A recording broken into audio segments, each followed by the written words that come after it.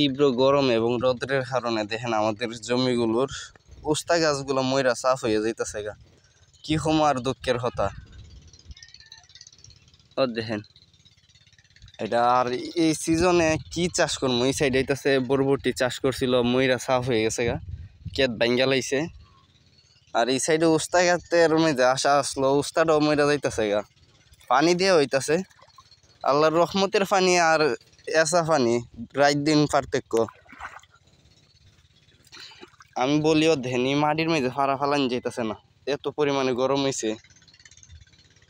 গাছগুলো মরতো না কিভাবে, সবগুলো গাছ জিমাই গেছে গা। দেখা যাক আল্লাহ কি করে।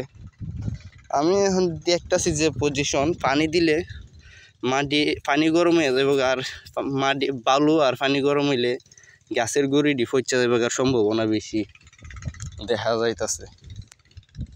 আর সবাই দোয়া করবেন যেন আল্লাহ তাআলার রহমতের বৃষ্টিও তাড়াতাড়ি আমাদের কৃষকদের জানগুলো বাঁচে, মানে কৃষকের সবজি গাছগুলো বাঁচে এবং জমিটি যদি গাছ যদি বাচ্চা থাকে কৃষকের নে বাচ্চা থাকতো।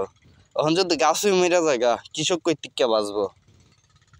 একটা যে কোনো একটার মধ্যে আপনার একটা গাছ আছে, এই গাছ থেকে ফসল ফাড়তাছেন, টেহা খামাইতেছেন, এইটা যদি মরা জায়গা কৃষকের কি নিয়ে বাঁচবো।